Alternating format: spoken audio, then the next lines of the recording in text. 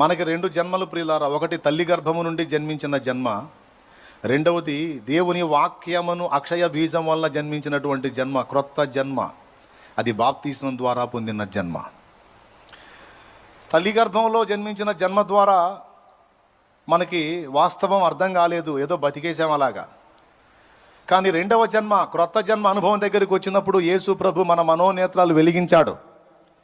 ఇప్పుడు మన జన్మ సార్థకత ఎలా చేసుకోవాలో మనకు తెలియపరచబడింది. దాని నెరవేర్పు కోసమే ఇప్పుడు నిరంతరం మనం కృషి చేయాలి, పోరాడాలి, ప్రయాసపడాలి. ఎందుకు మనం జన్మించాం అనే పాఠం క్రీస్తు రక్తంలో కడగబడక మునుపు నాకు అర్థం కాలేదు, కానీ కడగబడిన తర్వాత నాకు అర్థమైంది. పుట్టినరోజు శుభాకాంక్షలు అన్నా అంటే చాలా ఆనందంగా ఉంది. అవును కదా, నేను క్రీస్తులో క్రొత్తగా జన్మించిన రోజు. నిజంగా ఈ జన్మ లేకపోతే, ఒక్క జన్మతోనే నేను ఆగిపోయినట్టయితే, తల్లి గర్భాన్ని పుట్టిన ఆ జన్మతో ఆగిపోయినట్టయితే పాపిగానే తెచ్చేవాడిని, నరకానికి పోయేవాడిని. కానీ ఈ రెండవ జన్మ అనుభవం ద్వారా నిత్య నరకానికి తప్పించుకొని నిత్య జీవానికి వారసున్నయ్యా. ఇంతవరకు సంతోషమే.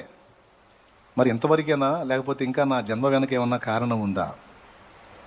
నిత్య నరకాగ్ని తప్పించుకొని నిత్య జీవానికి వెళ్ళటం అంతవరకేనా, లేకపోతే ఇంకా నేను పుట్టడం వల్ల ఏమన్నా ఉందా అంటే, నా సృష్టికర్త సంతోషము, అనేకుల సంతోషము నేను నెరవేర్చాలి.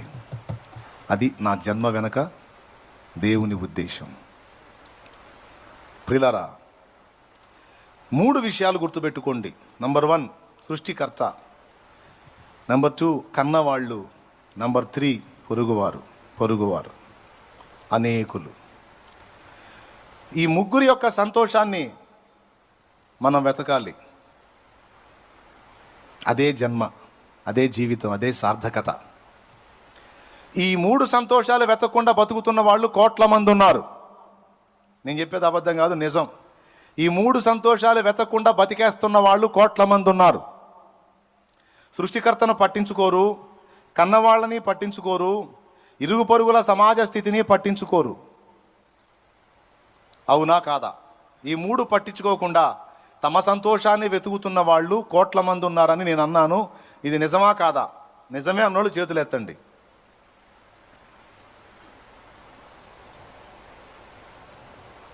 కదిలించండి.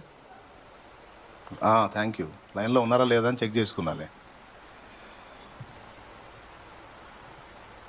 ఈ 3 సంతోషాలు పట్టించుకోవట్లా. ఎవడు ఎట్ట సస్తే నాకెందుకు, సృష్టికర్తతో నాకెందుకు, పక్కోడితో నాకెందుకు, కన్నోళ్ళతో నాకెందుకు. కన్నారు, వాళ్ళ బాధ్యత పెంచారు, పెద్ద చేశారు, కన్నప్పుడు చేరా అయింది, అంతవరకే. ఇంకా వాళ్ళు ఎట్లా చేస్తే మనకెందుకు.